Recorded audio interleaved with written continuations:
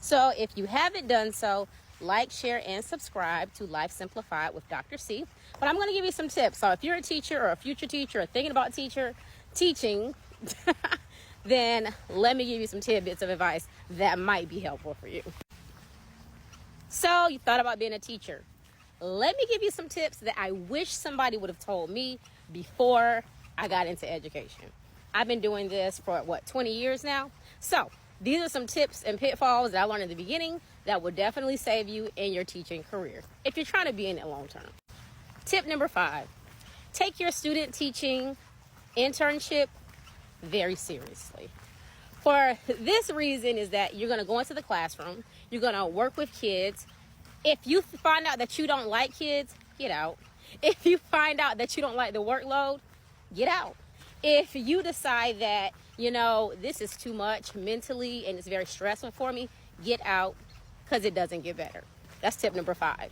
So switch your major, go do something else if you need to, if you find out it really bothers you. And I mean seriously, like if you can't sleep, you're very stressed out, it's too overwhelming, it doesn't change. Get out. So after you heard tip 5, you're still here. So as far as tip number 4, if you decide to stay in it, just know your first year of teaching, it's going to be a mess. Think about any job that you started that you were new at. You really didn't know what you were doing. Give yourself grace. When I first started teaching, I was not excellent at it. And my first year or two, I was just learning the curriculum. I was learning how to teach. I was learning classroom management.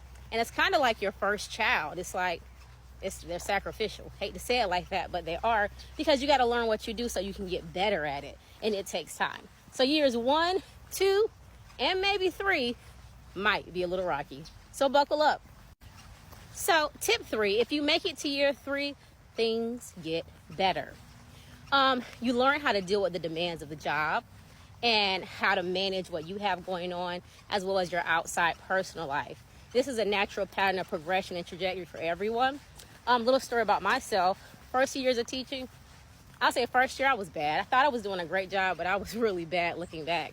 Third year of teaching, I became teacher of the year. But it took a lot of time after school, a lot of preparation, a lot of professional development, and a lot of listening, which leads me to tip number 2. Find the oldest teacher in the building and learn from them. They will have tons of advice. They've seen it all. They know it all. They've heard it all. Take tips, learn things that will help you in your career. Best advice someone gave me was, before I was married and before I had children, she said, go back to school and get your master's degree. She said, it's the best time. You're young. Do it now. Do it. You'll thank yourself later. Best advice I ever got. Listen. This last tip is a very serious one. Okay? Look to see how much teachers will make. So when I started teaching back in 2005, let me tell you what I did. I went to school, got a scholarship, did all the right things, was a teaching fellow, top of my class and all of that, but I wasn't as smart as I thought. And by that, I'm going to say in that moment, I had a lot of book sense and I had common sense too, but I didn't realize, I knew teachers didn't make a lot of money, but didn't really hit. Got my first paycheck for a month of work. I was making $1,500 a month. This was in 2005 in the state of North Carolina with no kids. Just me, $1,500 a month after taxes. What I would recommend to anyone, look at the pay scale of wherever you decide to teach.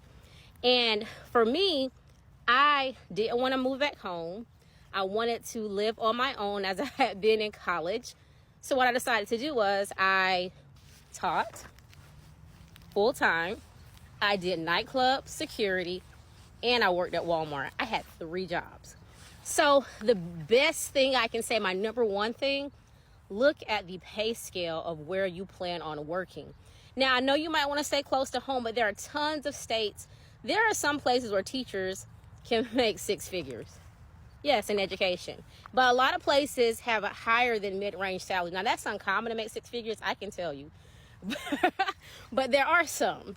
But you have to really look at the pay scales because you have to survive and you have to live. Look, is there a signing bonus? What are the incentives? What's the health care like? How much are you going to be taking home a month? You need to be able to survive. You need to be able to live. So learn from me. Don't be like me. Now, thankfully, I'm doing very well in education. Very well. I'm also a university professor too. But learn from me. So anytime I see a teacher, I'm using this platform to kind of talk to you because I don't want you to be like me working 3 jobs just so you don't have to live at home. So those are my 5 tips. If you made them through all 5, welcome to education. And if you have any questions, drop them in the comments.